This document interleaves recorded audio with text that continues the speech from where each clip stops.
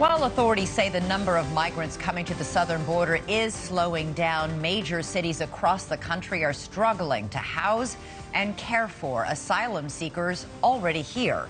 Headlines from this week show how dire the situation is in cities like New York City, Chicago, and Denver.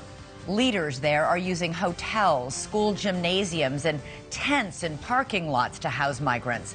Just today, New York City reopened its historic Roosevelt Hotel as an arrival center. Hundreds of rooms there will be used temporarily to house some of the nearly 42,000 migrants that are currently in the city. Another 4,300 arrived just this week. The mayor says the housing situation is hurting the city's economy. We're the hotel capital, and it's a major economic engine for us. Almost 50% of those hotel rooms have been taken up by migrant asylum seekers that we're paying for. In Denver, the mayor is warning of cuts to city resources and services, and it comes as Texas sent a busload of migrants to that city for the first time. And still, a lingering problem for agents at the southern border involves migrants who avoid apprehension coming in. According to statistics from the U.S. Border Patrol chief, since the beginning of the month, more than 40,000 migrants have managed to sneak in illegally. NewsNation's Allie Bradley got a first-hand look at that. She's live in Yuma, Arizona tonight. Allie, what did you see? Yeah, so Elizabeth, we're talking about those encounter numbers being down, but all afternoon we've been watching people actually pour out of this gap out there, a driveway in Mexico into the United States. We have 3 people from the Dominican Republic sitting right here waiting for Border Patrol. And this as smugglers working for the cartels are still cleaning up, obviously. We know this. And our cameras were rolling exclusively as we watch smugglers usher people into the U.S. illegally.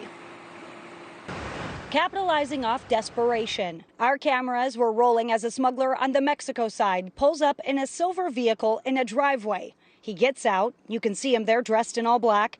Moments later, men start pouring from the driveway. We counted at least 25. Brazil? I talked with some of them who tell me they're from Brazil. Familia está aquí or no? Ah, okay. No family. And it's all orchestrated. One tactic we saw play out is using bait migrants to see who and what they can get through. ¿De dónde eres, ma'am? Colombia? So a young woman from Colombia with a little boy crossed over, and about 15 minutes later, that's when we saw the floodgates open and men were just running through the desert. We called Border Patrol to alert them, but we don't know if they were picked up. This as CBP is reporting more than 44,000 gotaways this month alone.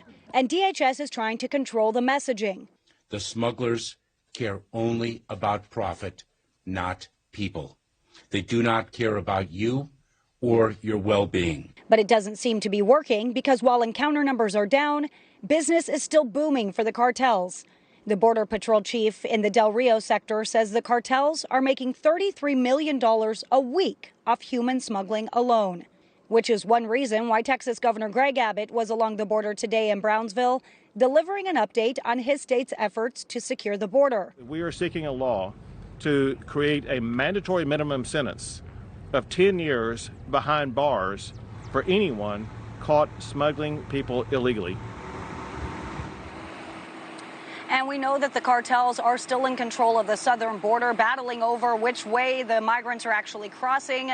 And the fight between these cartels is actually having an impact on CBP as well. Border Patrol confirming that there have been 3 Border Patrol agent-related shootings over the last week. The latest one was what my sources are saying was a domestic dispute out on the reservation in the Tucson sector where one person was killed there. Law enforcement was not hurt, Elizabeth, but there were 2 other incidents along the San Diego border as well this week. One was on Monday, and agents were actually attending to a 4-year-old boy who had been abandoned by someone who had crossed over and he was hurt.